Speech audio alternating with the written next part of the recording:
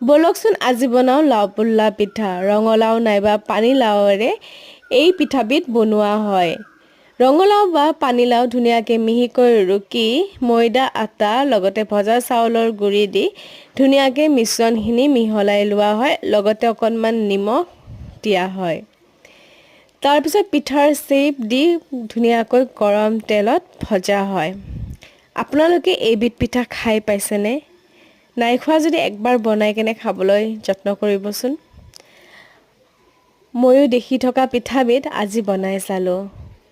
আৰু ধুনীয়াকৈ দেখিছেনে ভজা হৈ গ'ল এনেকৈয়ে গোটেইখিনি পিঠা ভাজি লৈছো আৰু এতিয়া গুড়েৰে ধুনীয়াকৈ জুলীয়া গুড়ত আমি এইখিনি যেনেকৈ অকণমান মিঠাই বনাবৰ কাৰণে বনোৱা হয় তেনেকৈ ঠিক মই তেজপাত ইলাইচি দি জুলীয়া গুড়খিনিত অকণমান জুলীয়া হ'বৰ কাৰণে দিছোঁ তাৰ পিছত যিখিনি আমাৰ দেখিছেনে এইখিনি অকণমান গোটা হোৱাত আমি কি কৰিম পিঠাখিনি দি দিম এয়া পিঠাখিনি দিছোঁ কেইমিনিটমান এনেকৈয়ে ধুনীয়াকৈ উতলাইছোঁ তেতিয়াহে চফ্ট হ'ব হয়নে নাই